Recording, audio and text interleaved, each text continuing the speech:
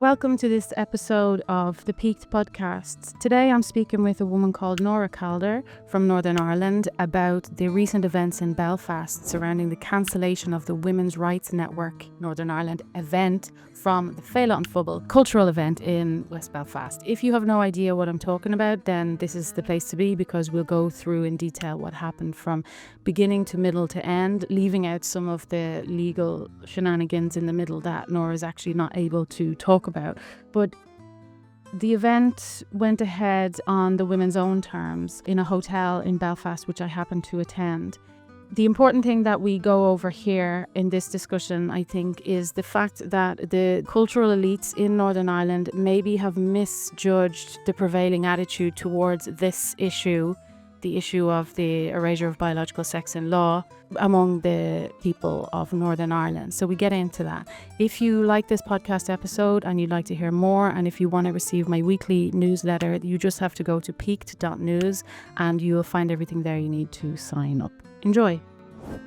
Welcome to the Peaked Podcast. Tonight I'm going to be speaking to Nora Calder from Belfast, who is one of the ladies who runs the Women's Rights Network Northern Ireland. Welcome, Nora. How are you doing? Thank you very much. Good. I don't think many people would describe me as a lady, but there we go. I like saying it because it's so transgressive almost, because you're not supposed to even say woman. So I'm going to say all Good. the old words. We're coming down from a couple of crazy weeks. You especially are coming down from a couple of crazy weeks of intense turf happenings in Northern Ireland. Tonight we're going to go through a little bit what happened. I think most people know the story, so we'll try not to get bogged down in doing a play-by-play of what everybody already knows, but perhaps we'll do a little behind the scenes, because it was a very crazy rush of shenanigans that happened over a short space of time.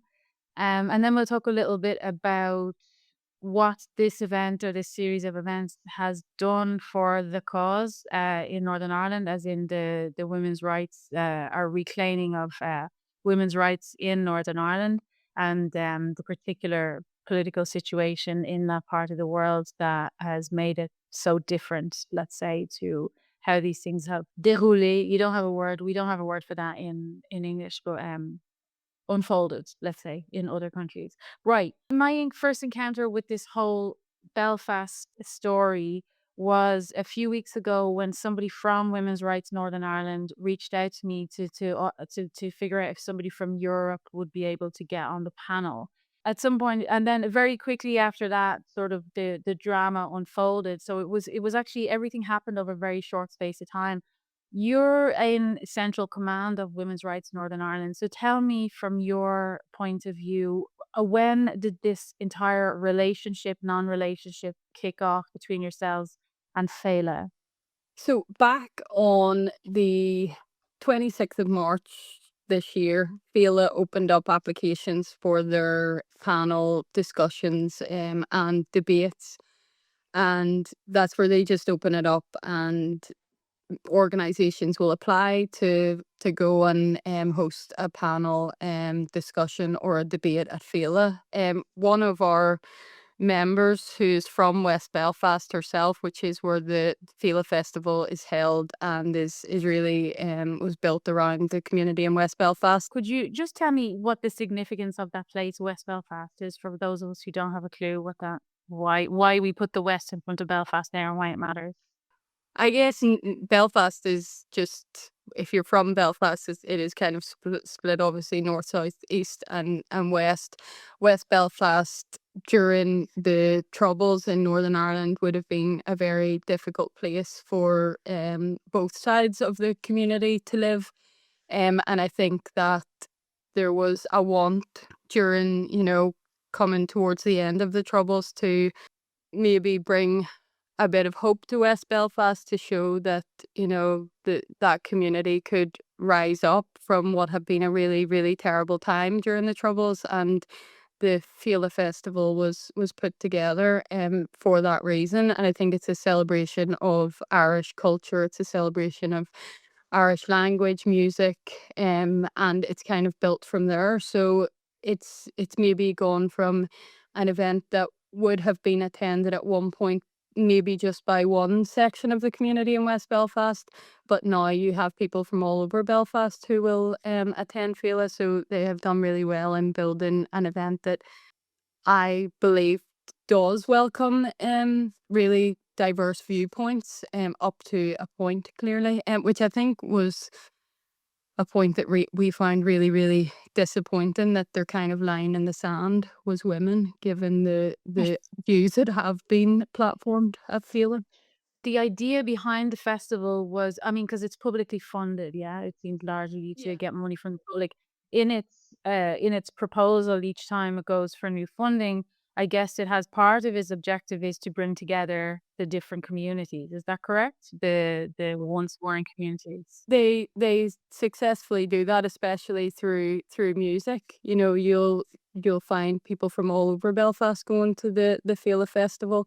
There, I believe, they had Kneecap playing, and then they had, I think his name might be Young Spencer, something Spencer, a rapper, I believe, from he's possibly from the Shankill Road, but I would need to confirm that. But definitely musicians from different communities in Belfast. So yeah, and they do well to bring people together.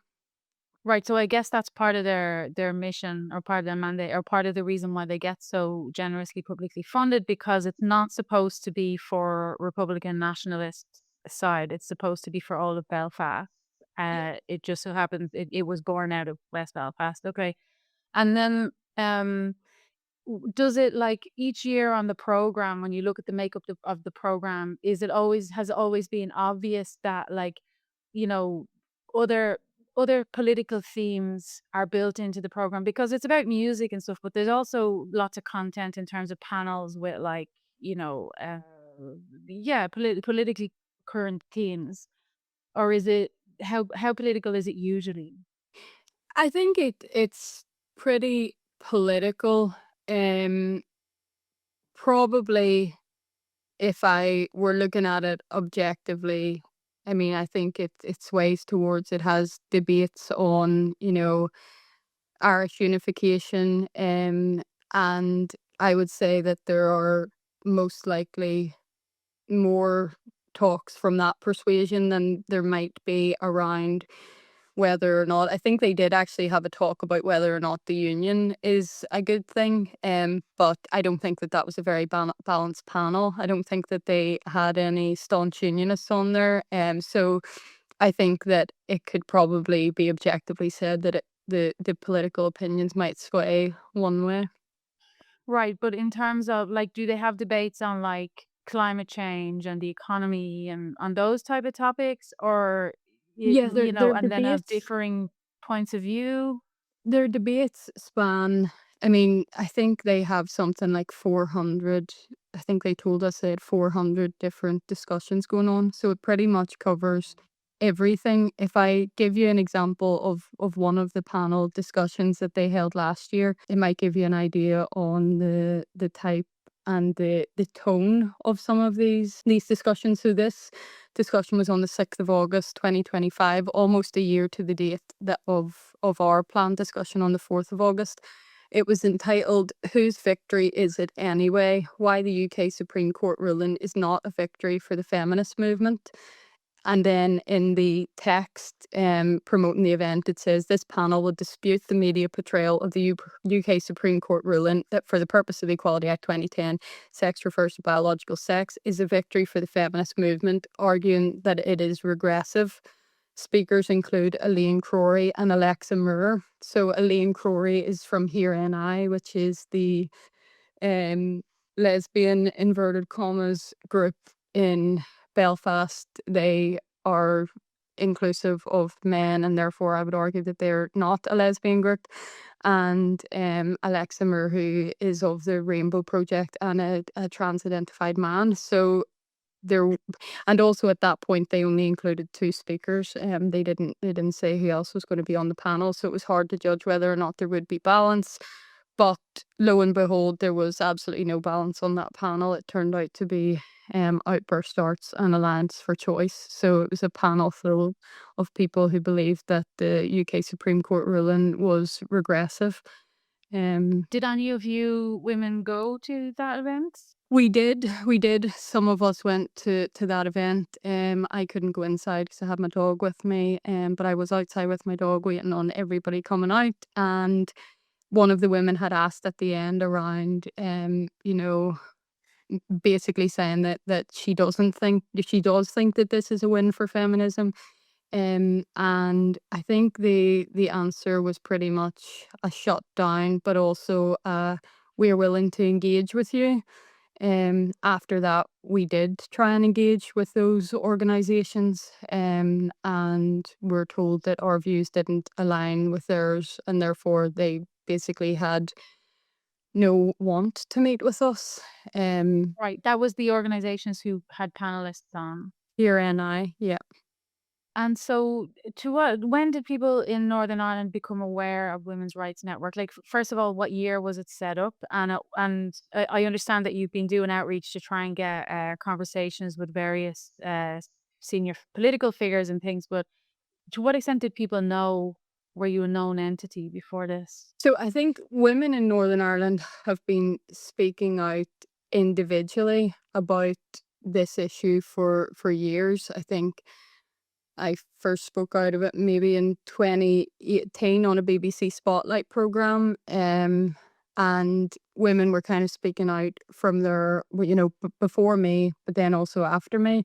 And people were, speaking out, maybe not on, they weren't getting the platforms, but they were certainly awake to the issue. I mean, I'm sure there were women who were awake to the issue 10 years before I was, because this is 20 years possibly. Um, but we had the Let Women Speak event in, I think it was 2022 or 23. And So, sorry to yeah, interrupt. You were saying 2018 already. You were on BBC Spotlight. What was that about? That's um, very early in turf terms. that was, it was, I don't actually know how. So it essentially, I had gone on to Twitter and was talking about kind of getting involved in this debate, and went from, kind of let people do what they want to do, and then quickly realized that that doesn't work because the All being there. yeah, we quickly realized that that was not going to work, because then people began insisting that, well, if you think people should be able to do what they want, then you should be able to, you should want to accept men into your lesbian dating pool. And I was very quickly like, no, that is absolutely not okay. And then you get the whole, you're a genital fetishist, and then it just spirals from there.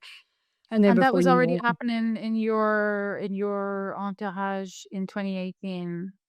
oh yeah, that this was I mean, I think Northern Ireland generally lags behind the rest of the UK and Ireland sometimes on the positive things, but I think when it came to this, we were pretty much on trend with everyone else in terms of gender ideology catching on over here.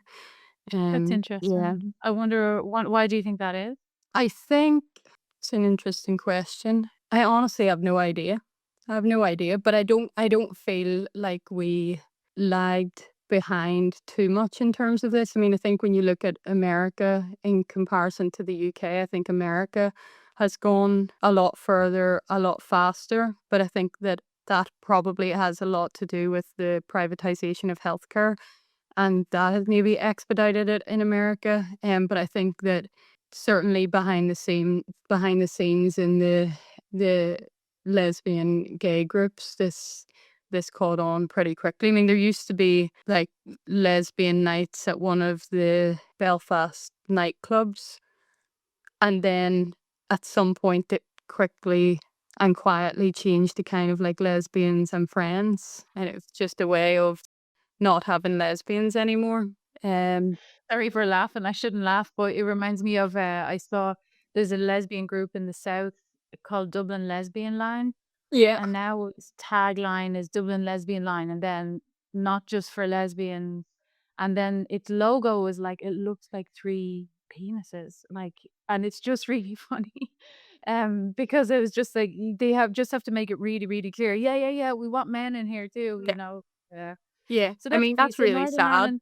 It is Yeah, sad. I shouldn't laugh, but I'm assuming this will all things will get back to normal at some point, and it'll all be just a big laugh, and keep all the keep all the screenshots and the receipts and the tickets and the posters and everything that you can find, because I feel like all of this is going to be in a history museum 20 years from now. I keep everything because I'm just like, this is just as mad social hysteria that we're living through. But yeah, the lesbians were hit pretty hard and pretty early, obviously, because yeah, as we know, these lads who have this paraphilia, lads who like to force others to pretend that they are women, often like to force lesbians to pretend they're lesbians. So they look for their clubs to join and ways to validate and to express their womanliness. So often it's by joining a particular type of women's club, and the lesbian groups are such an easy target because often as well, women are so sort of like, ah, well, sure, yeah, go on, it's hard to stand up to them.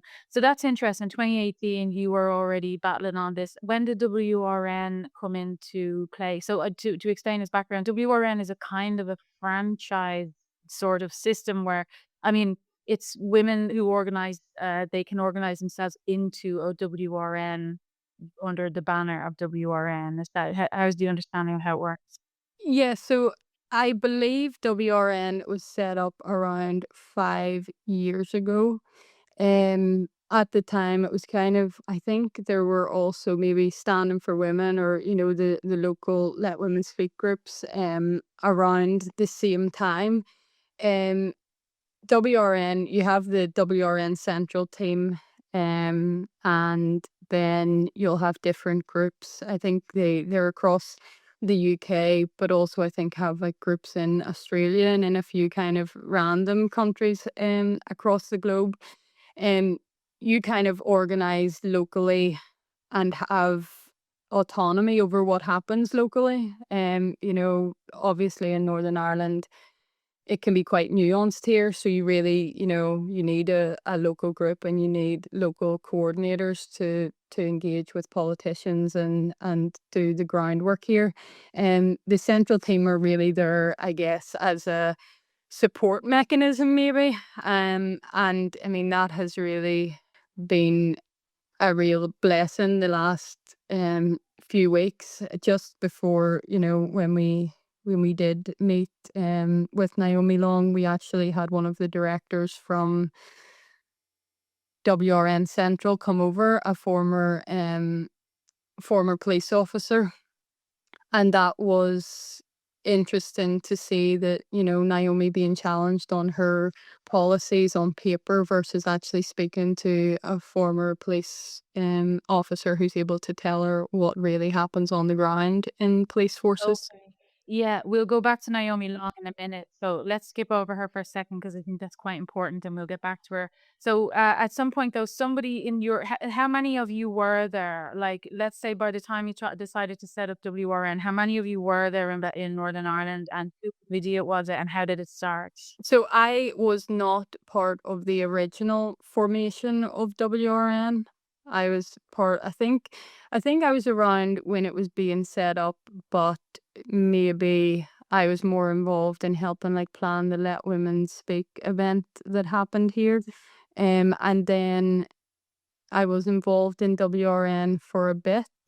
And we were looking at maybe things that we could do for the election. And then I stepped away for a while and then come back. I think sometimes you just need a break. You So went and yeah. had a wee baby as well, no? Yes, well, he's only 6 months old, so Oh, right. Okay, he's very he's young. been here. He's been here for that. But yeah, I mean, the group was formed, I think one of the first protests they ever had actually was at the BBC in Northern Ireland, and they were dressed up as dinosaurs and stuff. It was actually quite close to my work at the time, and my mum was on at me, you need to come to this protest, come to this protest, but I couldn't get out of work to do it. But Oh, so your er, mom was involved. not involved in WRN, but she was the founder of one of the first rape crisis centres in Northern Ireland, so has been involved in women's rights basically for forever over here. But she is very much on this topic and went to their, I don't think she had any idea even probably what WRN was, but heard that there was this protest and what it was about, and her friend went dressed as dinosaurs. So What year was that? That would have been what, 22 or something? 23? probably 2022 maybe, but I have a really bad memory. It was before Kelly J. Keane came to Belfast anyway. Yes, I believe so. I believe Right. so. And so when you did get involved in WRN, what was your understanding that their mission was? So I've been involved in quite a few of these groups, or I've at least been in contact with them, and sometimes it's very much on the ground, street action, whatever, and sometimes it's like letter writing, email writing. Sometimes it's trying, let's just have one big event or whatever. What was the mission what was their main objective? I think WRN is a mix of probably everything that you have just gone through. So we have letter writing to politicians, we have the engagement with politicians on policy. Some of the women spoke quite early on at the Stormont Committee, which really put WRN on the map as well in terms of politically. They had the billboards that they'd put up, like if you want my ex, respect my sex, billboards which were before my time, but I've seen the photos where they were defaced with turf and stuff like that in Belfast. So they've had kind of, and also they done the Venus on the mountain. I was around at that time, but was busy and didn't climb the mountain. It wasn't that I just backed out of it, but they climbed up Black Mountain in Belfast, which actually sits over the top of West Belfast, and put the Venus symbol up on the mountain. It's kind of like with sheet. So they done that. So I mean, there's a lot in terms of what WRN do. A lot of it at the moment is centered around the judicial reviews that are ongoing, and then obviously we support the central teams with their reports as well. Right. So, okay, so the central WRN teams would gather support from their regional branches or whatever and compile together what's going on. This is interesting. Is that part of what they Yes, do? it depends on what the topics are. So there will be people in Northern Ireland who will, I mean, the information is just shared freely. So if we in Northern Ireland were to do FOIs, for example, so freedom of information requests, we would share that information. If people in Central had maybe done FOIs on, say, for example, leisure centres in Northern Ireland, they would share that information with us. So it kind of works both ways. How many women are we talking about here? So, let's say by the time that Kelly J. Keane came to Belfast in 2023, how many women are attached either loosely or very firmly to WRN? And also, what's the size of whether they're with WRN or not? How many Turks are we talking about were actually out and willing to be on to go to events? You couldn't really tell. I couldn't tell from how many people, like from being there, or even from the pictures now, how many people were there. But I would imagine there were a couple of hundred people at Let Women Speak. Some of those had travelled maybe from the south, some of them from Scotland. So yeah, I mean, I would take a guess at a couple of hundred, but I'm not sure of those people there how many kind of joined the WRN groups and how many joined the local Standing for Women group. And in terms of like, because I know these events, you try to attract attention to them, and you try to get people to show up because you don't want to show up and there's nobody there. So I guess you and others were trying to get people interested in attending. At that point, was it difficult to explain to extended family and to friends what it was and you should come along, or did you not want people who know you to know you were going there? Like, what was the general knowledge of the topic even at the time? So because by the time Let Women Speak rolled around, I was personally already kind of speaking out about this on Twitter and stuff, so it didn't feel.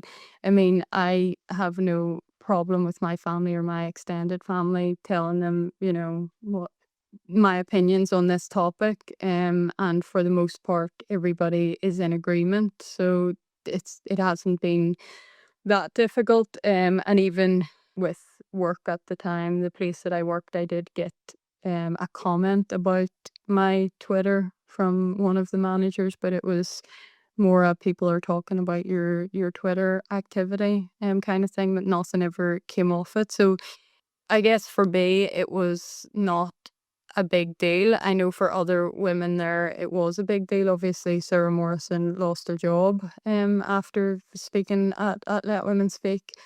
And there were women who read out speeches on behalf of other women who maybe weren't comfortable speaking. And I think we had the BBC News from what I remember interviewed Kelly J. Keane that day. So it definitely brought the topic to people's minds.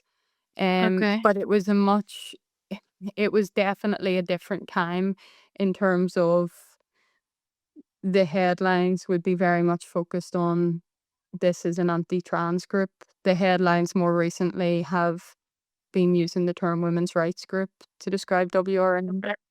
And it's interesting when you were saying that at the Féile last year in August 2025, the panel that was about the UK Supreme Court's ruling that woman is has a biological meaning in the Equality Act. That was the title of that panel, if I remember correctly, was suggested that the media was claiming this was a success for women's rights. Was that right? It says, whose victory is it anyway? Why the UK Supreme Court ruling is not a victory for the feminist movement. And then it does say dispute the media portrayal. Yeah. Right. So the trans activists were quite butthurt, I guess, by the coverage that suggests that it was some sort of women's rights win. Okay, like at that point, I suppose they're on the defensive. But up until 2025, they had managed to convince everyone that this was an anti-trans thing. But by the time the Supreme Court ruling came out, a poll was done, and it was shown that actually lots of people agreed. 70 or something percent of people agreed that this was they were happy with this outcome. So the trans activists are on the back foot then saying, no, no, no, this isn't good for feminism. So that sort of just shows how it changed with time.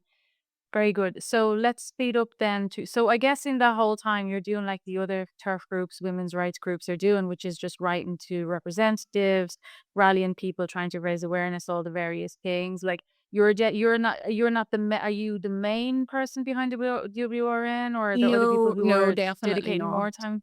So Okay. So there, I guess this is something that I mentioned when I spoke at our event, is that you might have like a face in the media or like a voice on the radio.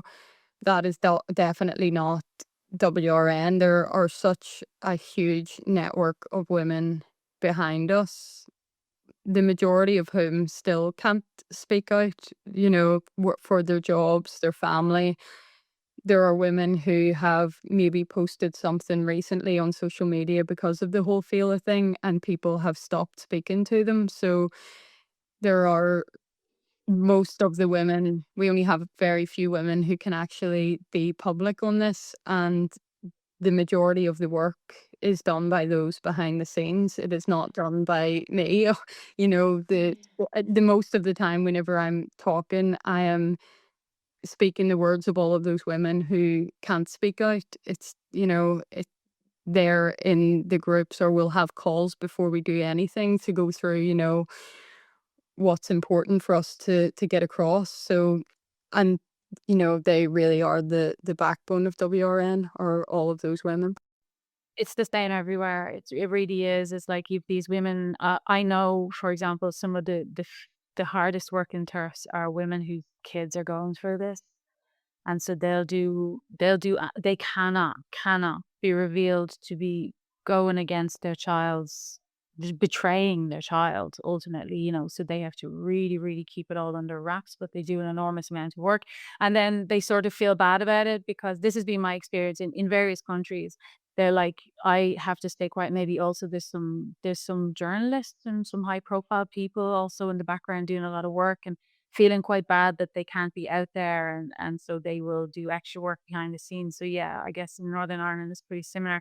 But you're the one who stepped forward and said, right, I'll put my face on camera, even though you were saying earlier you're not a huge fan of, you never thought you're not, your dream job is not spokesperson for a polemic, for a very controversial political movement. No, definitely not. I think that I have been told my whole life that I need to smile more and that I have a monotone voice. So it's not really the two things that you would pick for a spokesperson. But I mean, I guess I feel like not obliged, but I do feel like I have to speak out. I don't feel like being silent is an option on this or on any other topic that is Hmm. important to me. So I guess I've just been lucky enough that it hasn't had a detrimental impact on me aside from the trolls on Twitter telling me I have a big forehead and the like. Um, so yeah, we all I get the big forehead thing as Such well. a I get the random teeth insult. and so yeah, right. And just before we get on to then the more recent events, I'm just interested in knowing, the Supreme Court ruling was in 2025, wasn't it? Yes. And it was in April, am I right? April 2025. April 2025. So before that dropped, did women in Northern Ireland know, were you fully aware that there were going to be questions about as to whether or not it was going to apply fully in Northern Ireland? We won't get into details of the judicial review because we've done it already elsewhere. I think I've done it with someone else. But give me a brief lowdown on to what extent people were unaware how it applied. What was the feeling? I think that in Northern Ireland, we're familiar that we know that the Equality Act doesn't apply in Northern Ireland, but equally our legislation was drafted alongside the UK legislation back in the 70s, and then the UK opted to have one combined equality bill. Northern Ireland didn't, but the terms in those that legislation remained the same. So I guess everyone was delighted at the Supreme Court ruling, and we knew that it would be highly persuasive here, and we anticipated that the Equality Commission for Northern Ireland would release guidance in line with For Women Scotland. As it turned out, the Equality Commission conceded that yes, the For Women Scotland is highly persuasive here, but actually they have then brought the Windsor framework into play to say that they're not sure how to handle it there, and that's what our judicial review relates to. The Equality Commission, though, have come out recently off the back of the Féile fiasco to say, that everyone is entitled to their beliefs, and that was welcome from the Equality Commission, albeit a little late, but That was great. Yeah, it came out of nowhere, didn't it? yes. To what extent then, just so, because this ruling came from UK Supreme Court, but to what extent would a republic ruling or a new piece of legislation on equality, would that have any bearing on Northern Ireland, like not in the same way, obviously, but is there an argument being made that, oh, the Republic has the Gender Recognition Act, for example, self ID? Are there arguments being made that that should be persuasive in any The respect? argument is more just around the ECNI's position is specific to women in Northern Ireland, or so they're speaking, and their argument is specifically from a perspective of Northern Ireland because they're the Equality Commission for Northern Ireland. So they're asking whether or not applying the Supreme Court ruling in Northern Ireland would mean there is a diminution of rights for individuals in Northern Ireland. presumably for trans-identified men entering women's spaces in Northern Ireland. That has never been the law here. It might have been what Stonewall told organisations, but it's certainly never been the law in Northern Ireland. And we argue that actually not applying for Women's Scotland would result in a diminution of rights for women in Northern Ireland. And there are arguments around the Windsor framework and around Europe and how, we have to keep pace with Europe. But actually there are no, and you will know this better than me, there's no one European law around self-ID or gender, recognition. It's entirely, Right.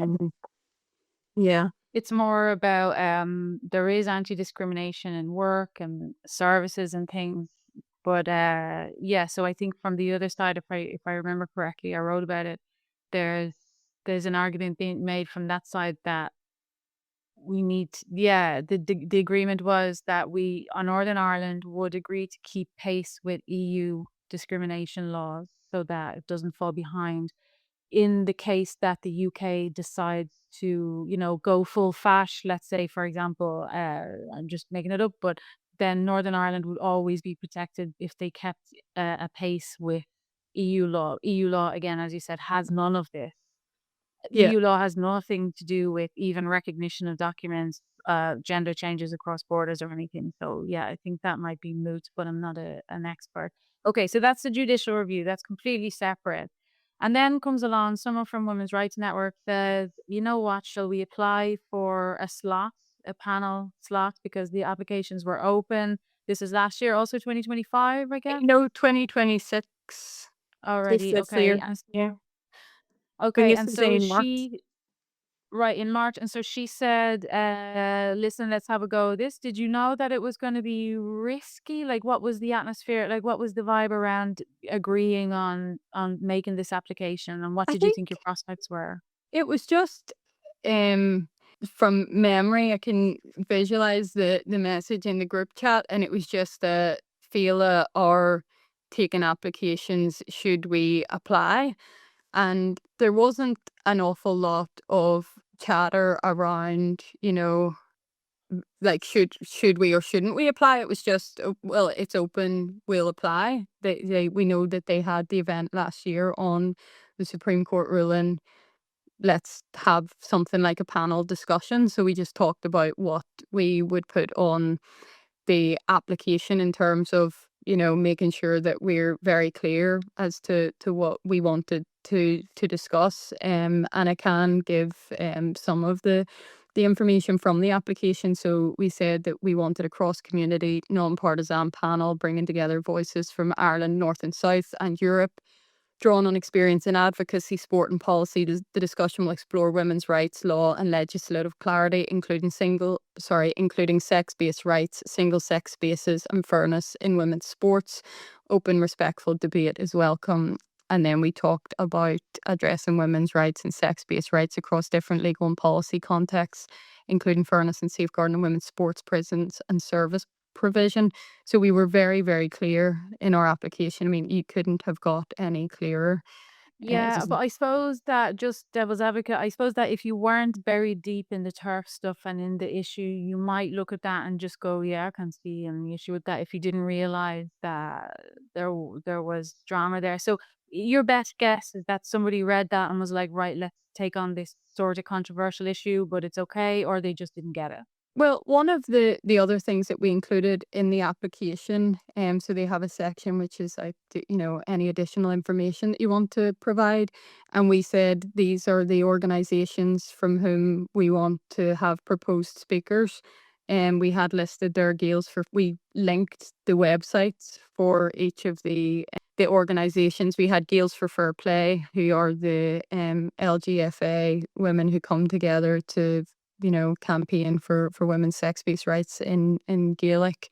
We had Athena Forum. So on our application, Athena Forum, Gales for Fair Play, we had the Countess, or the group from the South, and then we had the Women's Rights Network. We did not have Sex Matters on the application, simply because we didn't think that we would be able to get someone from Sex Matters, because we're thinking this is like a low-key panel discussion in Northern Ireland. and they're probably really busy and we wouldn't be able to get them. So we didn't include them on the original application. However, there was no requirement at all to include any of your speakers on the application, but we were just trying to be as open with them as we could be at that point. And it's true you were saying about the 2025 panel that addressed the same Supreme Court ruling that had pro-trans activists on it. They didn't list all of their speakers beforehand either. And I noticed on the Féile program this year that a lot of events didn't have the speakers listed, like who was going to be there and stuff. So yeah, that wasn't like you made a massive error there or anything. No, it's very difficult but you're kind of applying for a slot. You don't know when it's going to be. You don't know what date or what time or whether or not you are going to be accepted. So reaching out to people and trying to get their buy-in without even knowing when it is pretty difficult. We have established relationships with some of the other groups, so it was easy enough to ask and get agreement. But I think the ladies at Sex Matters are pretty busy, so Yeah, they have a lot on their plate. So that was March. You sent off the application. When did it get approved? So the application got approved so it was at some point between March. I can't remember the exact date that we applied, but they opened it in March and we got accepted on the 29th of May. So they've come back via email and said, yeah, we're accepting your event. Then we were further in touch with them in June, and that was more around like equipment and timings and different things like that, and just operationally how it was going to work. And in the meantime, the girl from West Belfast, whose idea it was to apply for Féile, she was kind of leading all of us in, and that's what I mean. It's not like just because it's me talking doesn't mean I'm doing all the work. I mean, she and others were doing all the work to get this event organised, and I mean, lots to consider in terms of booking speakers and It seems like just a simple thing, just 4 or 5 people sitting on chairs talking, but it's so yeah, much work. yeah. I think I only realised that when we had to organise it totally ourselves in the end. So yeah, it was just there was just a buzz then, like we've been accepted and we're going to have this event, and then we got Fiona McInerney from Sex Matters as well to agree to come, and it everyone was just really excited. Yeah, Were it you was. surprised that was accepted? Was there an element of kind of I think shock or? I think some people were a bit surprised. Yeah, I don't think I I didn't have that. I don't know if I would say, like, maybe naively, like we've got to the point where we can have that conversation. So I wasn't, maybe as shocked as some other people, but I think some people were surprised, but not dwelling on it. Kind of just, okay, let's get planning. It's like, okay, let's do it. Yes. And so just to right, here's a little bit of the complicated Northern Ireland political aspect. This is an event that is very much Republican coded. And so the Republican side has very much taken the pro-trans position. So that's what was surprising to me about it, because if I understood it correctly, I was like, okay, Féile is a Republican event. It's like pro-Irish unity. It's Sinn Féin people are all behind it. And they are very much, after much struggle, internal struggle, they're on the trans train. And so for this event that's so closely affiliated to that political grouping, to host women on this topic that's not going to be stunning and brave trans women eternal victims of the universe was shocking. And when I spoke to somebody from Women's Rights Network a few weeks before, I was like, are you sure they know what you're about? Are you sure? And they seemed indeed, they were like, yeah. And you're right, you gave all the links, you gave everything. So I guess on their part, we can assume there's a possibility that they did know and that they thought it would be okay. But once then the online mob started, just what was the first that you heard of the mob, or of how did that go down? We first were aware of social media posts about this on the 21st of June. I'm not sure if they were posted the night before, but at some point around the 21st of June, we were made aware of these posts online. Now, the posts only came, so we had started to post on our social media accounts, mainly on X, with the panelists and, just talking about the event. And I think for a few days, everything was fine. And then we posted Fiona McInerney from Sex Matters, and it just seemed to blow up on the anti-women's side. And they just started to, hear your important British transphobes to talk at Féile, missing that Fiona is born in Derry. She's a local guy, yeah. And yeah, it seemed to be Fiona that really, unfortunately, became the target for the online attacks. So we saw those, and we wanted to make sure, we have a good relationship with the PSNI, so it's the police service in Northern Ireland. They were incredible at Let Women Speak, probably a example to other police forces across the UK in terms of how to police events like this and police events fairly.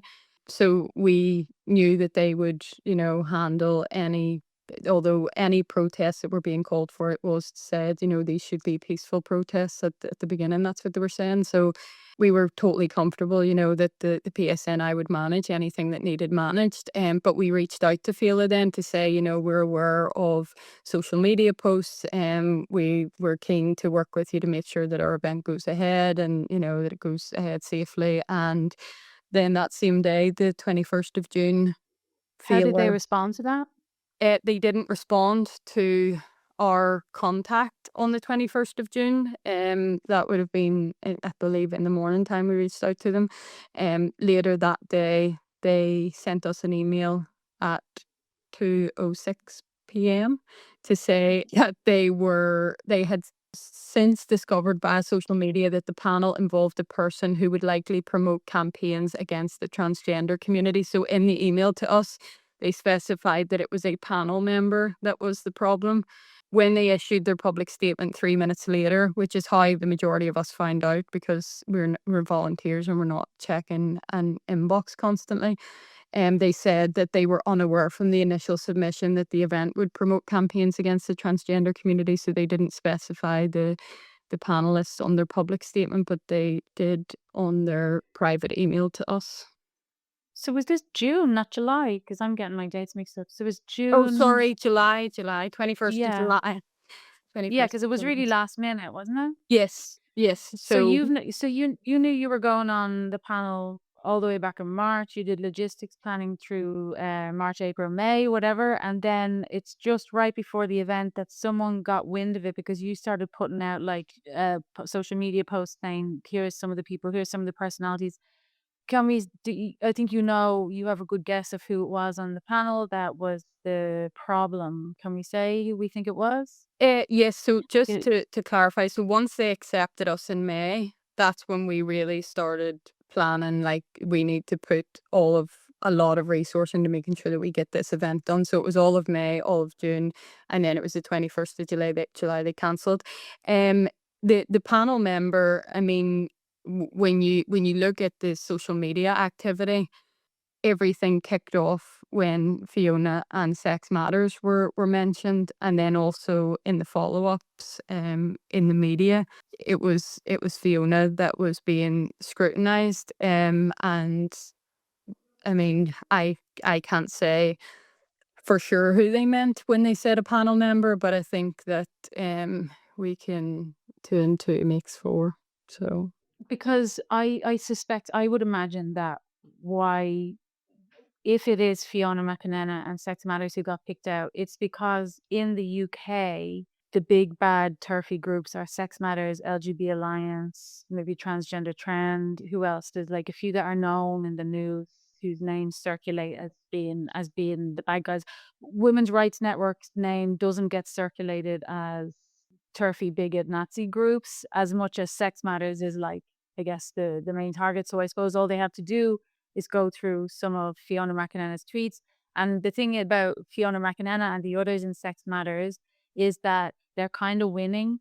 So they're not as cowed, I guess, maybe as the rest of us. So they're getting victories in the courts and stuff. So they're probably a bit more bolshy about like I mean they're very clean. I'm quite trashy when I talk about this online, but they're very clean. So I can only imagine that they found something that wasn't like, trannies, cocks and frocks type of thing, but they probably found something where they can sex matters staffers can be quite bold in their statements because they're being vindicated by the courts, etc., and by various regulatory bodies and stuff. So we'll assume it was Fiona. So I think it's interesting that we think of it as bold, but really it isn't actually bold. It is literally just the truth. It shouldn't be that.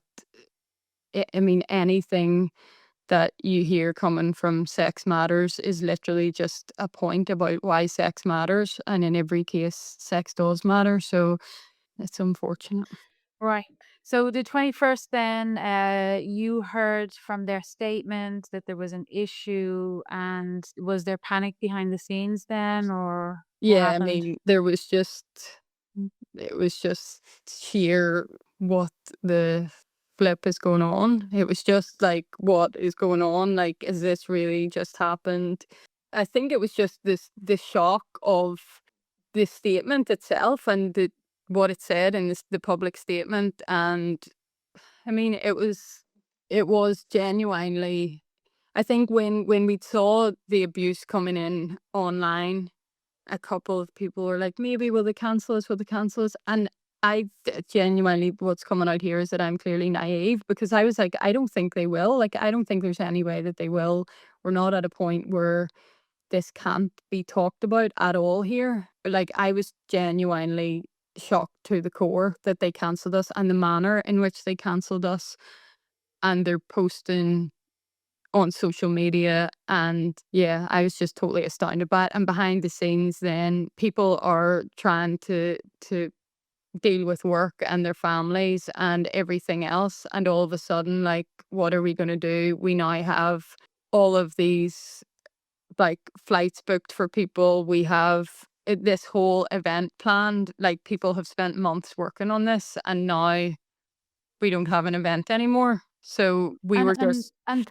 the manner in which it was done, because there was another way of doing it, which would have been they'd sit down, spend a few hours, think, all right, there's a backlash crisis management plan kicks into action. Right, what we'll do is we'll contact the organizers, say we have a bit of an issue, have a bit of a discussion. But the manner in which they did it, which is first of all putting out a statement to appease the mob, which was very much a statement that was in order to quell the mob with the pitchfork mob that were at the door. That's what it looked like to me. And to do it without consulting you first, and to do it on social media, as opposed to just like, I mean, probably they did put it on their website as well at the time, but to go very like the social media route, what does that tell you about the dynamics there? The posting on social media, I think that Féile were extremely naive to how that would be received. I think that they haven't read the room in Northern Ireland. It might seem like you have this loud group of anti-women activists, and that that the majority of people are with them. They're not. People were shocked when Féile cancelled us.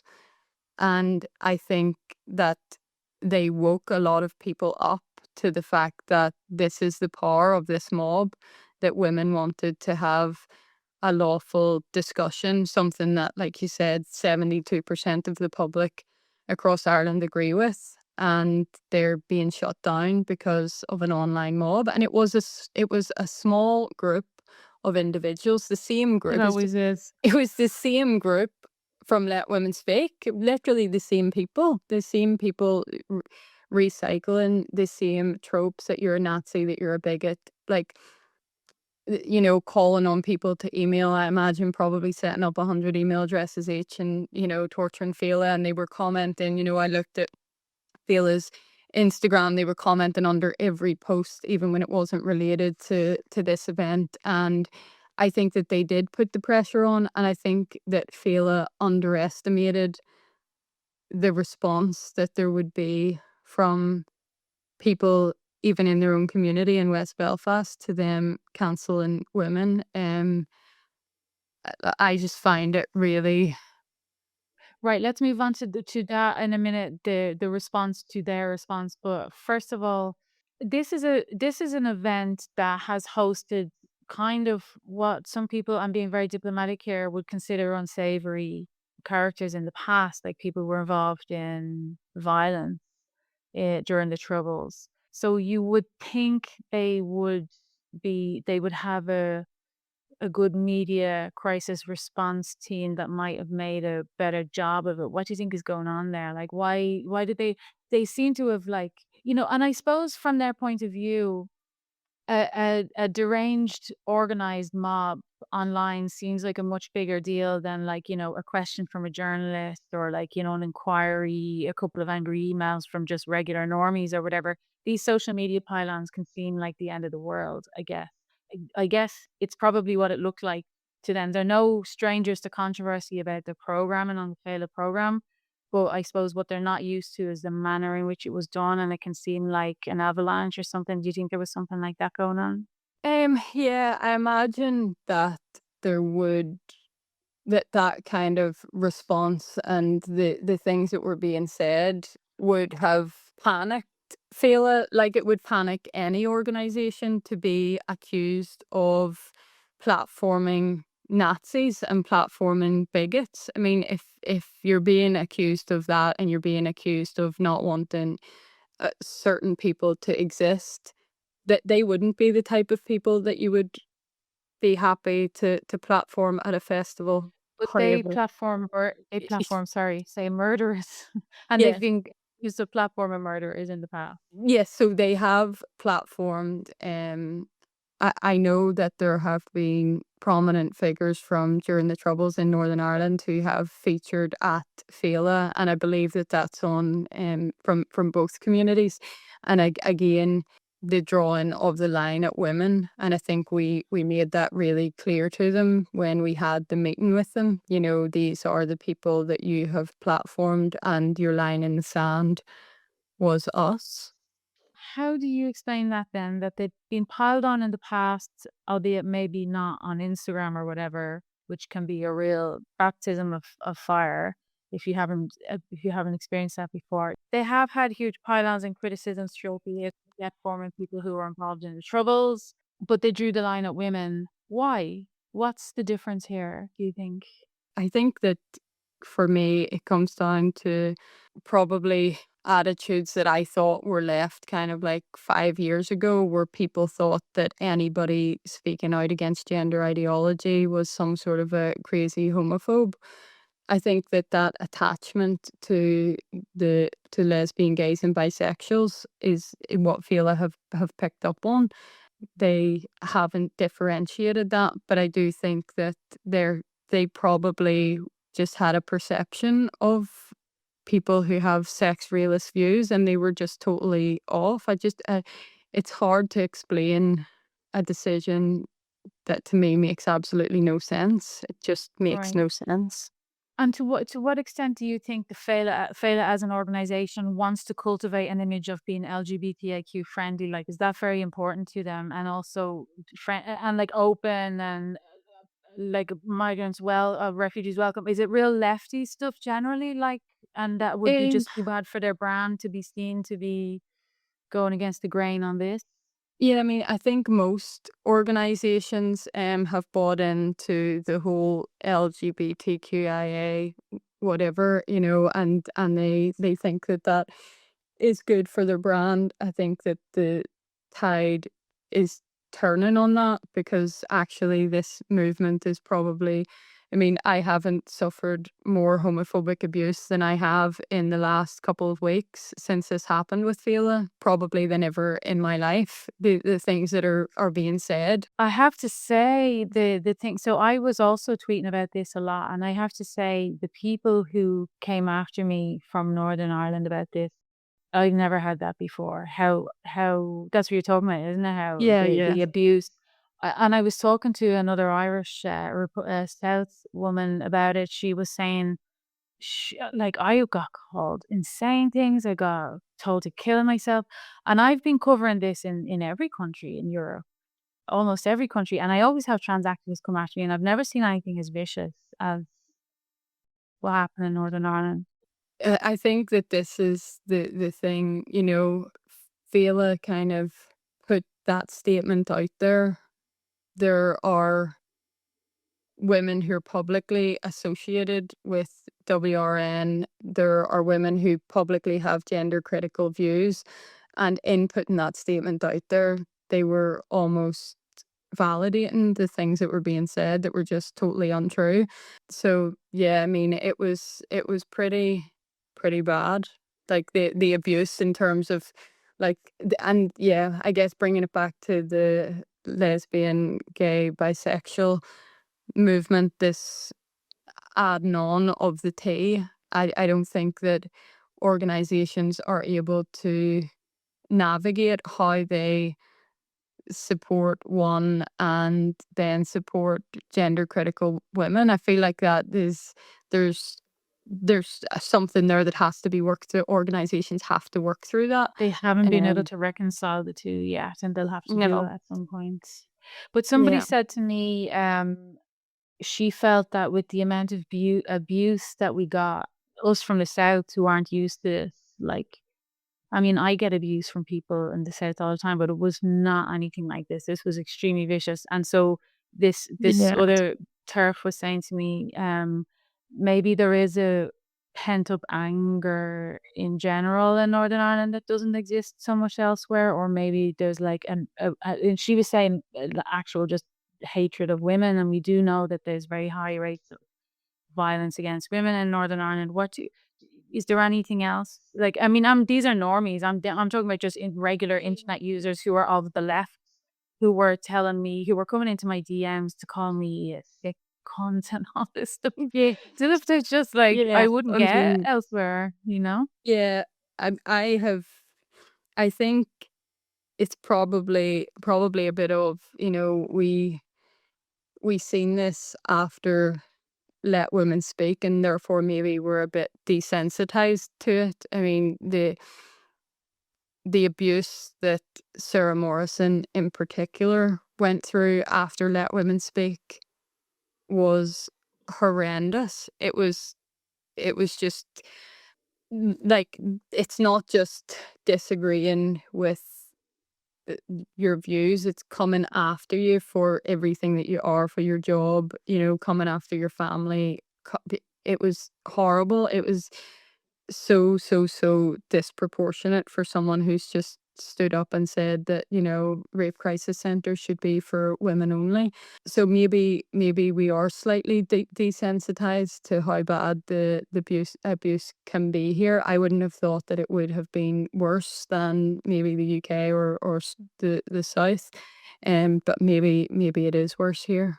I just Yeah, I was shocked by it, and then I was just thinking to myself, "Oh, I'm just being particularly targeted here." But then this other woman said to me that she'd never experienced such online abuse as she did in Northern Ireland. I wonder if it's because Northern Ireland is a particular size, so there's just under 2 million people there, but you're all largely listening to the same kind of media and following, and you're also culturally kind of homogenous. In the same way that I was saying to you earlier that it's a good enough size population and mediosphere that this subject is now in there, it's out there, and it's small enough that it's spread rapidly through networks and stuff.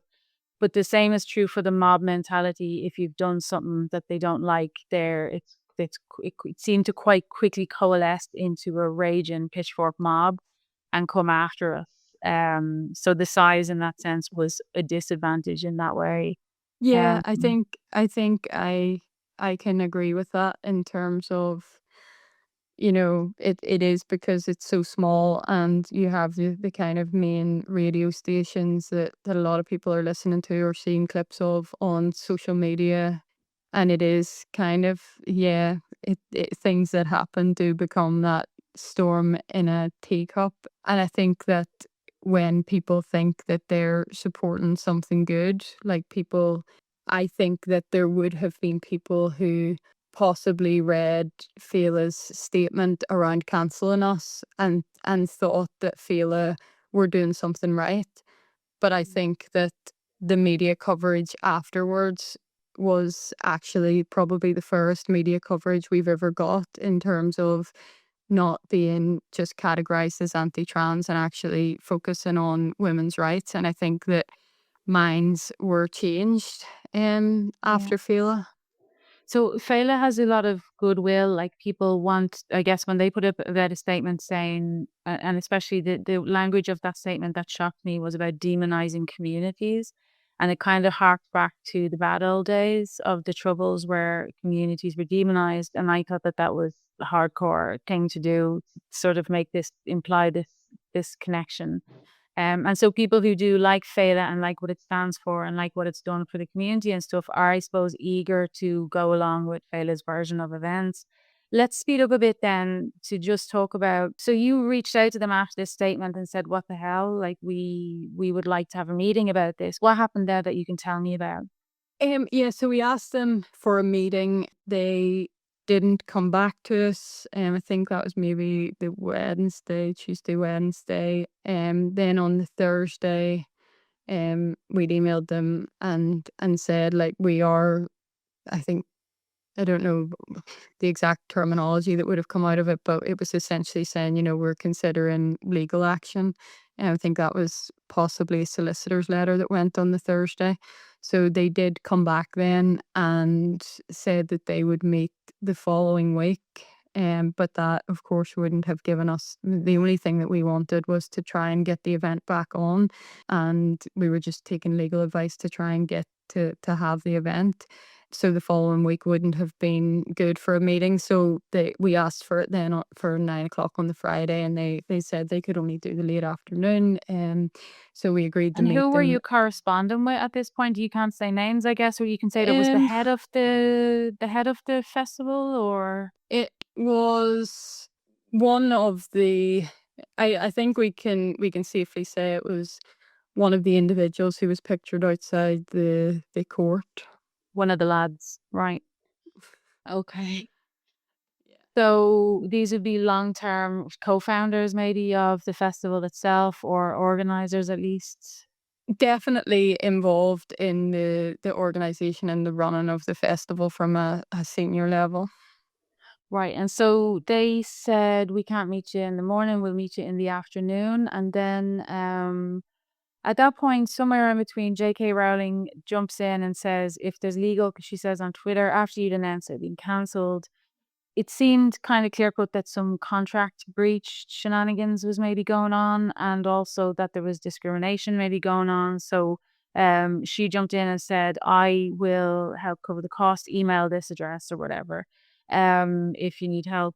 That was the moment when I saw over on Reddit and Blue Sky that this became then a story of the big bad Brits interfering. I don't know if you had that impression, but that was the moment when it took off, as far as I could tell, that this started to sort itself into this is the black the tans, this old I think divide. it that definitely had already come out from the get-go from Fiona McEnena being announced. They were, I think, one of the first posts was Féile platforming British transphobes. So that had already kind of been brought into it. And the media, I mean, the day that Féile cancelled us, usually, and I'm sure this is the same for most like grassroots women's organizations, you're sending, 100 press releases hoping that somebody is going to speak with you. The media just started swarming us immediately. So the Féile's cancellation, without the J.K. Rowling offer and funding was already in Northern Ireland Okay. seen by the media as something huge, which Why was it I seen as something huge? I think because of how publicly they done it, and also I think it is known by the average person on the street that the majority of people believe that sex is immutable and that it matters to women's rights.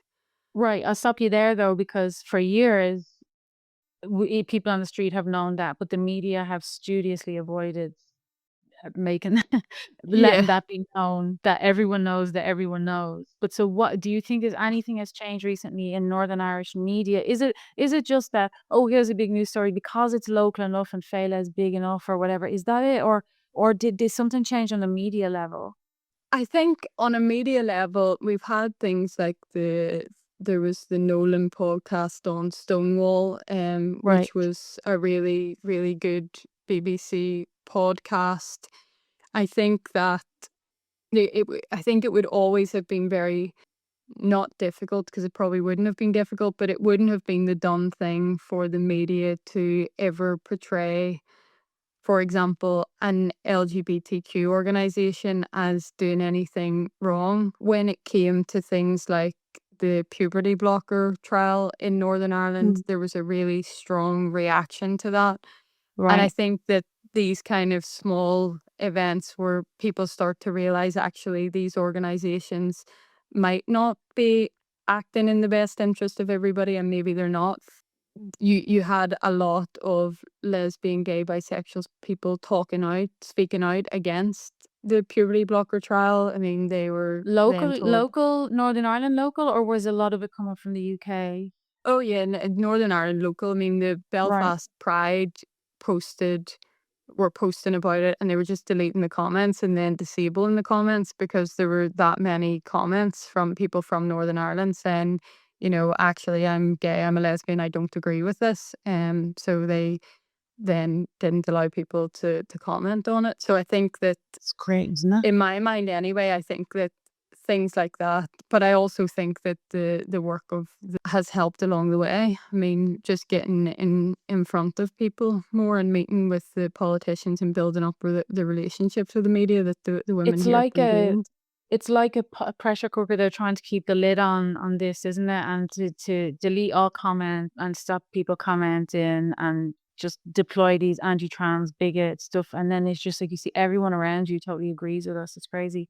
That so okay, so the puberty blocker issue, we won't go into details of that, but did that become a green orange thing? Did that at any point, like if you're pro puberty blockers trial, you are good nationalist and you're a lefty and you're on the Republican side, and if you oppose it, you're a conservative unionist. Like, did that get I think the puberty blocker trial kind of broke the mold there, in that there was just skepticism from everyone after the cast report. So I think that it was different, and it's probably, you are, it's much more difficult to try and convince someone that you should block a child's puberty and put them on drugs. I mean, it's than saying, oh, let this poor person go into this women's changing room. When you're talking about Mhm. children, people have a much more visceral reaction. So I think that, Yeah. um,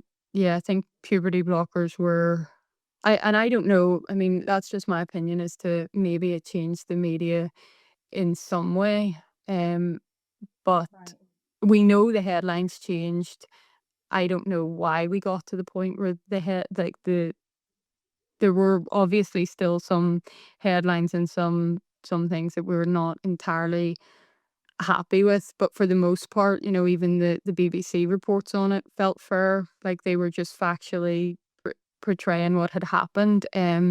Whereas at Let Women Speak, it would have been portrayed as a women's organization is being accused of being anti-trans, as opposed to them just reading out Féile's statement. Yeah, it Yeah. felt Well, different.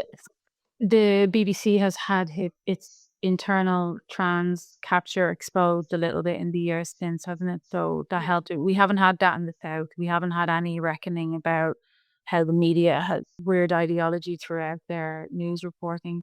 We're at the point now where you're asking for a meeting, you're asking to be reinstated, you've been media's contacting you the whole time, so you have to step up then as kind of chief spokeswoman despite yourself. you're going on TV spots, you're giving statements, everything. It turns into a media frenzy a little bit.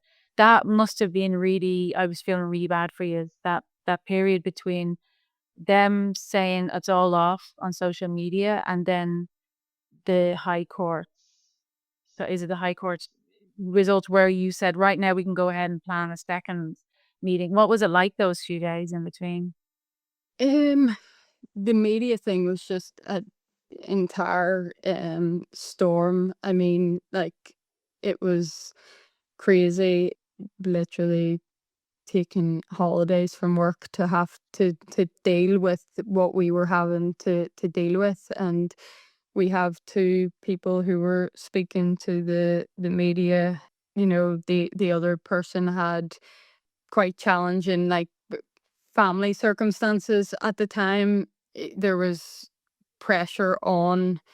I don't want to comment on somebody else's kind of personal circumstances, but it was a really difficult time in terms of trying to find the time to speak with the media, trying to navigate our lives. And I think that's what is really lost in this, that the women behind the scenes at WRN are literally just volunteers, most of them with full-time jobs or current responsibilities. You know, some of them were on holiday and taking, dialing into calls while they're on holiday to try and help out. Then we have like a core group who'll do kind of some organizing, and then, a wider group who do a lot of legwork as well in terms of emails, letters, coming up with ideas, all of that. And this was just then all hands on deck in terms of how we deal with this. So we took the legal advice, and we went to the High Court. The only thing that we wanted was to have the event put back on, and I think people described it as like a time machine to be in court and have three men talking about whether or not women should be allowed to be heard. So that is quite disturbing in terms of what actually happened at the court. And then we came to the position of making an agreement outside of the court with them. And I think that at that point, it felt like this was just much bigger than Féile. We wanted the event to go ahead. We wanted women to be heard, and we wanted to, like, it.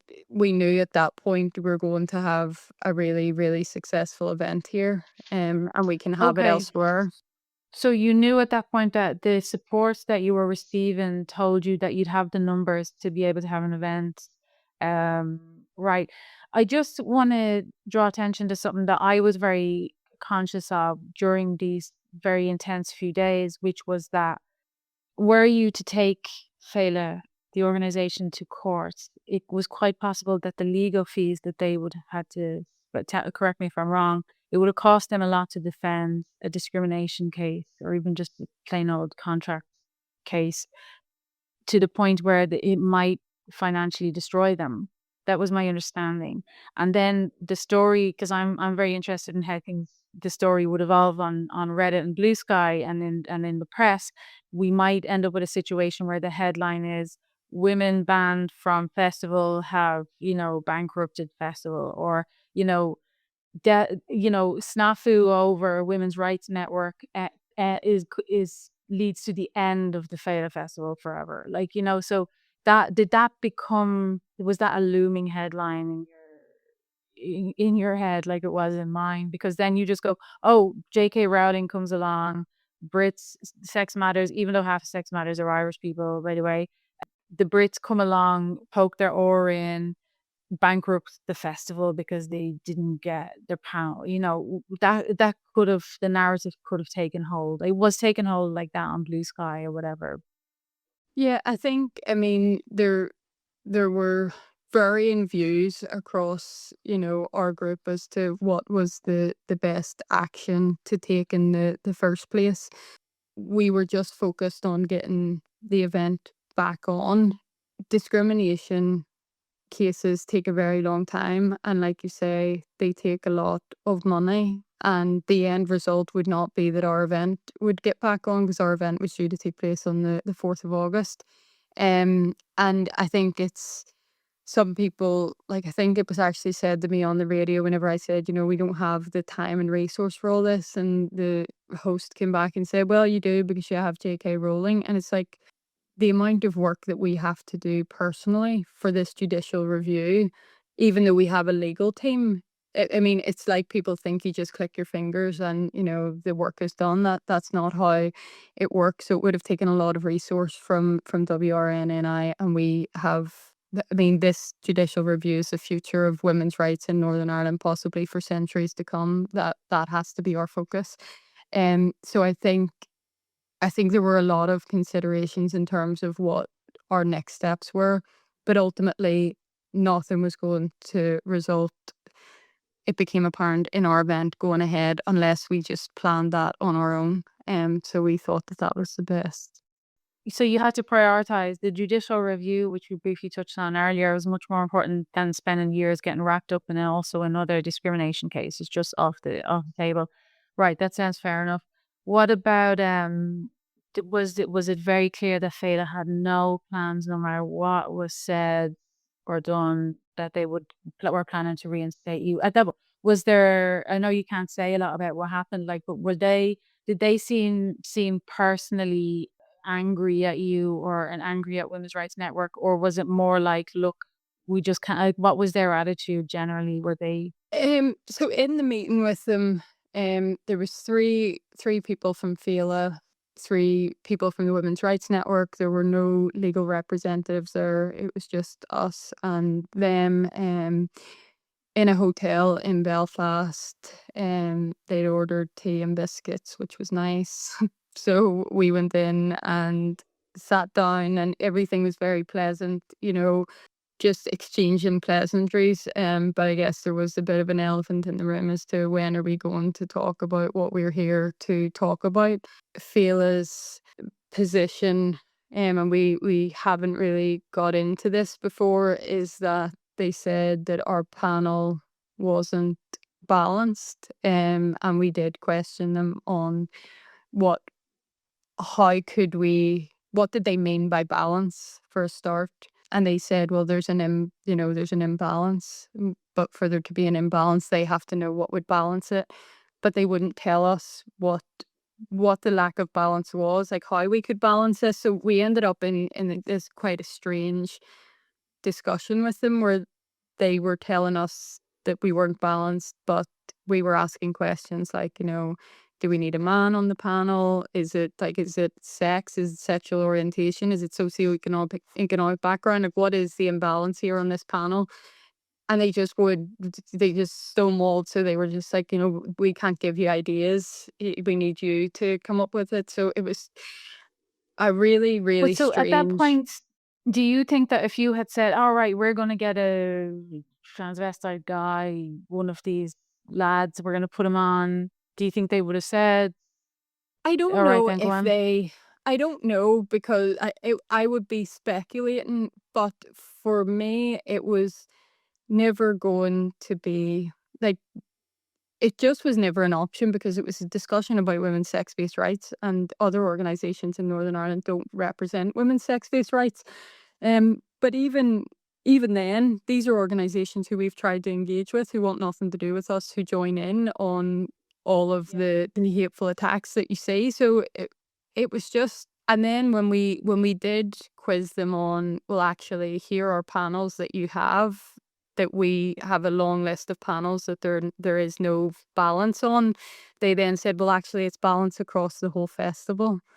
And then we said, so do you Well, have you put on another panel then of trans yeah, activists, and we're good. Like, is there another panel where women's sex-based rights are being represented? And we can't talk about other panels. So it became a really bullshit, basically. nonsense conversation. And then we asked them about, you've mentioned a panelist. Who is the panelist? We can't talk about that. We just became aware, and we were like, well, who did you become aware of? And they didn't mention any panelist. We assumed that they must mean Fiona, but This tracks really closely with the questioning on the Nolan show, the Nolan radio show, when you appeared with tell me her name again. People before Fiona. profit. Ferguson or something. Yes, Fiona Ferguson. So the line of questioning for you in that there were two criticisms essentially. One of them was, why is there no balance on your panel? Did you invite anyone from the other side to come sit in your panel? Obviously not. And I was screaming at the radio at that point when I heard that, because I was like, do you know that they're in my DMs calling me a sickening cunt? I don't think they're Yeah. going to want to like sit on a panel beside them. No. And then the other thing that he said was one of Fiona McEnana's tweets, actually, from Sex Matters. And it was one where she said, oh, you know, I can't remember what it was. I should have pulled it up before we started talking, but it was very benign in turf terms. But that was what your one was focusing on, was this. It was this one particular tweet that she must have just gone through Fiona McEnana's tweets very recently and Yeah.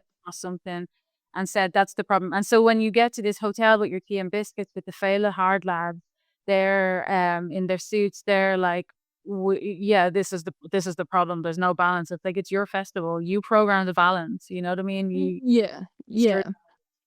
And I mean, And in terms of balance, when they said balance across the festival, it was a bit of an own goal, because we were able to talk then about how they had a panel on talking about women's health care, but it's actually, you know, from an LGBTQIA plus I perspective. was there.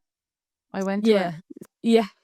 So if surely, you know, do those voices not balance out gender critical voices? Like, more, what do you mean like the only Let me just tell you what that was. That was a very large man in a very bad costumed up.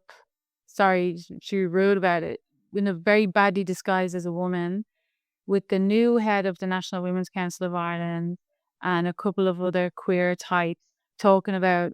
And one of the things the woman from the National Women's Council of Ireland said was, and I'm paraphrasing now, please don't sue me, whatever your name is, but she essentially said that it's a disgrace. We have all this concentration on endometriosis. I keep saying that wrong. Endometriosis, and so little focus on trans women's gender affirming care. You know, like, so I think there's a bit of balance there, to be fair. Yeah, I mean, that panel itself, I'm not saying anything that isn't in the public domain here, but that individual's trans widow was speaking on Twitter about, you know, how her and her family have been left, and that's just a really heartbreaking Oh, the situation. former family of the trans identified male on that panel talking about, Yeah, oh, and he was full of grievance. Oh, look, poor me, and how I need this and that. And all the women beside him were fawning all over him. That was quite sickening. So, yeah. right, I I see. think I that didn't know the that. the person that needs or should have people, you know, rallying around her is Is the his former ex-wife. wife, who, you know. Right. Okay, so we're running on long here, and I wanted to talk about sort of the aftermath. So you sat down in the hotel, you made an agreement. There was these two statements that kind of, a lot of people commented on it on social media because they seemed kind of incongruent. One was, both seemed just really relieved to me that something had been settled. So I think there were a lot of people who were hoping for a fight to go to court and stuff, but I have, as I say every single time I do an episode of my podcast, I was recently fired, and I took on a lawyer, and even just the very, very little basic sort of one or two emails that he sent to my former employer, the amount of money it cost, you know, the time it took, the amount of drafting I had to do, and it was for nothing. So the process is a punishment. I completely understood when I saw all of your statements that I was like, right, they've agreed to just not go down that road, not bankrupt the festival. And you obviously at that point had said, all right, we have plenty of people. How did you know you had plenty of people to do an alternative event? I think we knew that we were getting support. I mean, you, for example, I think were like, I'm booking flights to to Belfast, and there was just, you know, people. There was just so many people that we were getting. I mean, our Facebook page, which we we started using our Facebook page a few months ago to kind of promote WRN. And I think Facebook, you're talking to a different audience. Twitter, you're preaching to the converted a lot of the time. So we started using Facebook. We then had to stop using Facebook because the membership requests were too much, that we couldn't handle the amount of new members. This was pre-Féile. After Féile, within a couple of days, we had gained like 1,000 new followers on Facebook, which basically doubled the amount of people following us because it was quite a small Facebook page to begin with. And we're getting DMs from people, I'm from West Belfast, like so many people from West Belfast. We had Kathleen from West Belfast phoning in to one of the radio stations as well, and talking about a really difficult situation. So I think we could see and feel the support coming from all directions. We had politicians reaching out to us. There was just, I think we just knew the best thing to do here is to have this event and allow people to decide for themselves whether or not the opinions here are actually something that should be cancelled. So the event we will have a full recording of the event, hopefully Brilliant. this week going out. Brilliant. And Brilliant. that will, I guess, let the public decide. Will you also But do a yeah. media blast about that and say, look, here's the event that was cancelled or something like Yes, that? I imagine we'll probably put out some press releases on that just to let the media know. I mean, Maybe we we can had also do an online watch party, like so for Yeah, people who weren't there. yeah, Could be that's an a good idea. Good Can I idea. ask about we can cut this out if necessary, so don't worry if you don't talk about it. There was talk, somebody told me there was a rumor going around early on that there was an alternative venue being proposed. This was before the agreement was made. Okay. We had that it might take place in Stormont and that there was Um, somebody who was willing to sponsor. Do you want to talk about that or not? yeah, so I think the newsletter had reported on this, that Doug Beattie was willing to try and get it. Doug Beattie, former UUP, now an independent politician, who's been very supportive of us in terms of the Women's Rights Network, was willing to try and have the event held at Stormont, should we fail to be find an alternate venue. That requires cross-party support. So he would have needed essentially, one of those parties who are refusing to speak on this to pop up and say, yes, we're willing for this to happen. And I think it's safe to say none of them did. So, but So would you jump to into be action though to try and reach out to those members in those few days to see if anyone would, or did you not bother? I wasn't too involved in the potential looking at Stormont. I was looking at alternate hotel venues and like other. We had at this point, it was literally all hands on deck. So we had to put a call out to be like, if you haven't, because we'll have some members who, like, a lot of us dip in and out when we have time, but we really needed all hands on deck, and it did become an all hands on deck. So yeah, I mean, it was trying to get venues. We had to try and get like videographers, photographers. There were some people that I was contacting, and I I was explaining, they ask obviously what's the event, and I'm like, it's a Women's Rights Network event. And I just think it's right to be upfront with people. So I will say, it's the event that has just been cancelled by Féile. And I had two guys in a row be like, no, I can't do that. Did they Um, say no politely, or did they? yeah. I mean, they were polite enough. One of them was doing work for Féile and was worried that he might lose work as a result of taking us on. The other one slightly maybe a colder no. But I guess there was no normally things like that, like you would have time to be angry at and get annoyed at and be like, this is a disgrace, what's going on, we're being discriminated against. But it was literally like, I was just typing in the group, like, by the way, I got rejected twice. Move on. Like, there was no time to dwell on people, it was just casual discrimination, and there was no time to It's just a quick dip in to say, like, it's crazy the extent to which keeping your job plays into, not ruining your employment prospects and your professional prospects is leading so many people to not support this very obvious fight for justice. Like, Yeah. um, I mean, I don't want to compare it to like the worst things that ever happened in history, but a lot of the worst things that ever happened in history were, people were not necessarily cowards. They were trying to keep their businesses, keep their jobs, keep their families together, keep their income coming in. So we won't hate on those people too much.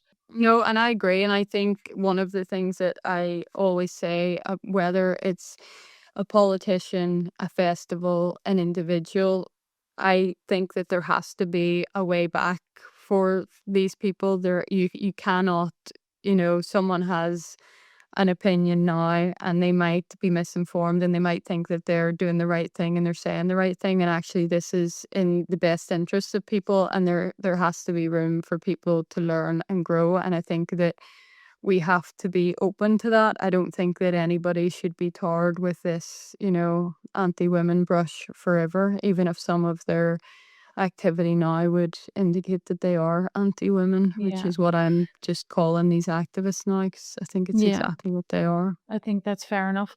Right. We won't spend too much longer. I'll just jump in to say that so the event took place. We're going to see it online this week. Perhaps even by the time this goes out, we can have a link to it in this to your YouTube channel.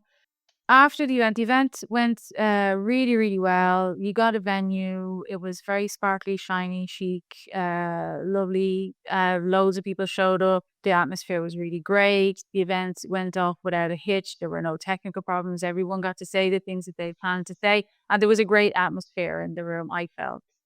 Then afterwards, some people went drinking, some people went off to the pub or to the restaurant, have lunch. Myself and a few other Turks, we went off to see a women's event, Women's Voices event. So this was a launch of a book called Women's Voices, and there were 60 women who were talking about, I think it was in the context of a future United Ireland Yeah. or something like that. Yeah, it was because I planned on going to that event, but obviously Right. couldn't then go. It was very lovely in the sense that we couldn't get into the room because there was too many people. It was too packed. They were in this overflow. We're out in the hallway basically. We arrived way too late. We went to the wrong venue, long story short. It was myself and a few of the diehards turfs from the south who show up to everything. And we just sort of said, we'll just go into the room and we'll approach Mary Lou McDonald and we'll just ask her. So that's kind of what we did. It got on video and it went a bit viral. It did go eh, viral. locally at least. Could I ask you about the cancellation of the Women's Rights Network? Do you have any comment about that? They were deplatformed from the festival. No, I think the festival dealt with that, and I'm sure that we. And do you have any comment on it yourself on those women who were excluded? No, I don't like to see anybody excluded. Right, but do you have any? We're talking about women's voices here, and it seems that those women's voices were very much Yeah, excluded. we're very inclusive, and there's lots of women's voices heard too. Is that you right? You could have come out in defence. Did you consider coming out in defence of those women at all? But what do you think about all the women who were cancelled from attending this event, being platformed at this event on the Women's Rights Network Northern Ireland? That was cancelled. I'm just focusing here on all the incredible women in this book, actually. Right, what about the women who are excluded for their political positions that are slightly different from other women? I might have different views, and I'm not commenting today. I'm attending Do you think it's fair to Féile. say that we're talking about women's voices if we're excluding all I'm attending Féile, and it is full of incredible sense, and really looking forward. Fantastic. I know, Mayor. How are you? A lot of women were excluded from the event because they were Women's Rights Network Northern Ireland. They weren't able to participate. Have you not got any comments? Have you been doing this cancellation? Yeah, what was funny about that event was that we listened to most of it, and there were lots of lovely girls coming up playing beautiful instruments and talking about their troubles and violence against women and girls and all. And there was just no mention of what had taken place, no acknowledgement. There was just this official clean line about women's rights, women's voices that just infuriated me. that Yeah. it was just like, just mention it at least, or, just acknowledge that it's harder than you think, because there are other women's voices. No, this is women's voices. We've got them all in this book. They're all here, and here we go. And I feel really bad for all the contributors, because they just read lovely young women, girls who were getting into activism, all this stuff. So it was very pleasant. And so you kind of felt dirty about, like, I'm going to ambush these women now and ruin their day. But at the same time, it did feel colossally unfair. So we did that, and then we went off up to another meeting, and that's where we saw the man in the dress pretending to need women's health care and talking about HRT and stuff. It was just surreal. Other than that, then, so the dust has settled a little bit now. It's all over. The Féile Festival itself is over. What can you say for sure about what has changed in Northern Ireland today compared to back in before the 21st of July, before this event got cancelled? I think maybe people were aware of this issue to a certain extent here, but not aware of, even though we have had cases like, Sarah Morrison's tribunal, I don't think that it necessarily got the coverage that it should have got over here. I think it was covered, but it not to the extent that it should have been covered. I think that this put women's rights in Northern Ireland right in everybody's face, and the silencing of women in everybody's face, and it just couldn't be ignored.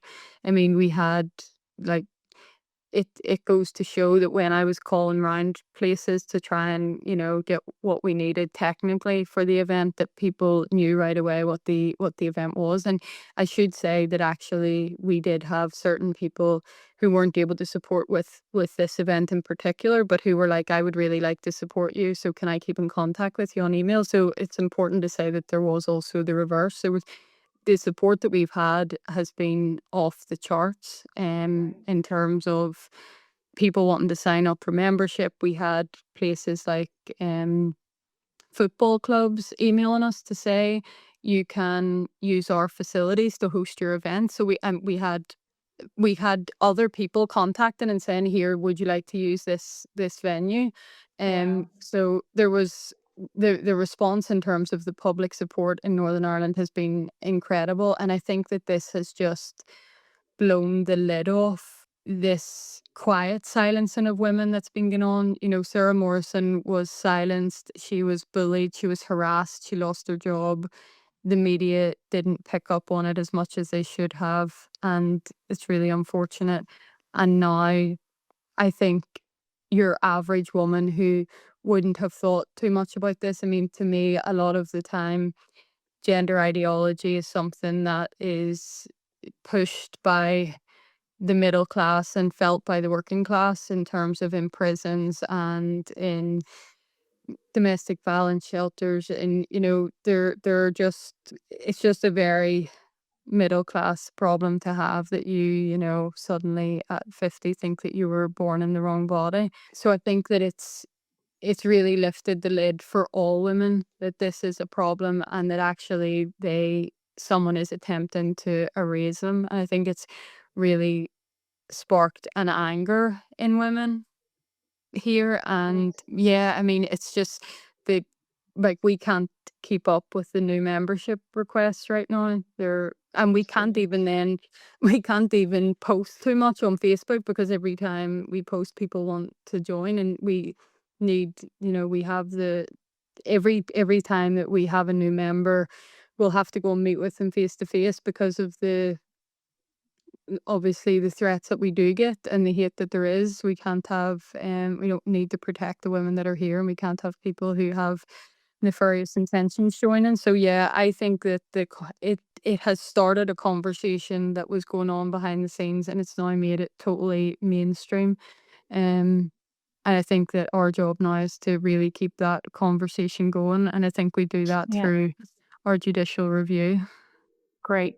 Because, what happened to Sarah Morrison was terrible. She was bullied out of her job for essentially saying in a windswept city into a mic, sort of a bit shouty, at an event where she spoke for 3 minutes. She said essentially the same thing. we've been shut out of the conversation because we think that women should have access to women-only spaces and stuff. And she was also kind of having a go at the NGOcracy, as I call it, which is all these organizations that have firmly toeing this establishment line that trans women are women, and that's dangerous. We think that's dangerous for vulnerable women. She was saying more or less what you said on your panel, but in a different format. And what you brought to it, what Women's Rights Network's Northern Ireland event brought to it is, not saying Sarah Morrison isn't respectable, but there's this sort of, was very clean and respectable and respectful and well thought out and reflective. You know, it wasn't like, I think it might have been easier to write off Sarah Morrison because Kelly J. Keane has a reputation as a rabble rouser maybe, and you know, these events are kind of street events, but this was something that respectable people can get behind. I think they say, okay, there's an organization and you're part of a larger group, an umbrella group of organizations that are all over the UK, and you know, you're doing it, your setup is very welcoming to outsiders who know that there's some big toxic issue here, and it's great that you exist to, you know, we've a lot of groups in the south who are, they're so informal, it's difficult to know who are you getting involved in here. But the Women's Rights Network, the brand is good, it's strong, and it gives people confidence, I guess, to reach out and know that they're dealing with professionals in the event. And I hope once the video goes online, people will see, like, yeah, these are serious women, and this is a serious issue, and it's been spoken about and addressed in a serious way. And you know, so maybe that's Yeah, a I little bit think the different. Sarah Morrison thing, I think it was a different time as well. And I think that the conversation has shifted so much since then. It has become more, I guess, mainstream to say that rape crisis centers should be for female rape crisis centers should be for females only. Um, you would hope that in 2026 someone wouldn't lose their job for, you know, saying that into a microphone, you know, in front of the big fish in Belfast with a couple of hundred people there. But given some of the recent stories in the UK, maybe we're not quite there yet. But yeah, I would hope that wouldn't happen again. The situation with Sarah Morrison, we are so actually well protected here in Northern Ireland in terms of, you know, protection for your political beliefs. So yeah, that whole thing Well, is a disaster. we'll see how she gets on appeal, and we'll see how you get on with your judicial review as well. Nora, thanks so much for talking to me and taking us Róisín, through all the thank you steps. I so think much. I think you can probably put a lid on this. You can put this all behind you now and just work on the new membership and stuff. If you have any, I guess you just have to deal with that influx of new people now, new women now. That's your big job right now, is it? Yeah, I think right now, there are definitely other things going on, but I haven't. I think we have like different, like we're still doing it. We have our election in Northern Ireland is being called early, so it's in March 2027. We really want to put a lot of pressure on the politicians who've refused to speak with us thus far. So we obviously had our meeting with Naomi Long, but we're hoping that we can get Sinn Féin and the SDLP and some other parties to sit down with us. So And sorry, yeah, we didn't go over that. Naomi Long, is she? Did you say she's the Minister for Justice? Justice Minister and the leader Justice of the Minister, Alliance Party and the Alliance Party. And the Alliance Party is kind of a, on the fence, but leaning towards, could be argued more towards the SDLP Sinn Féin than it is towards unionism. right. And her attitude to you was more or less, So Naomi Long has been before my time at WRN. Women in WRN have been putting pressure on Naomi Long to meet with them. She has, you know, refused to meet. Then I had started like a day one of asking Naomi Long on Twitter, and I got to day three and then emailed her and said, like, will you please just meet with us? I literally said please on the email, I think about 3 times, like, just please sit down with us and have a conversation. So she agreed to meet with us. We met her in Cafe Nero, which was a strange one, but it is a bit informal. But it was quite nice. I mean, we talked a lot about prisons. We have a trans-identified man who's in and out of prison in Northern Ireland, who has committed sexual offences, having been housed in the women's prison in Northern Ireland.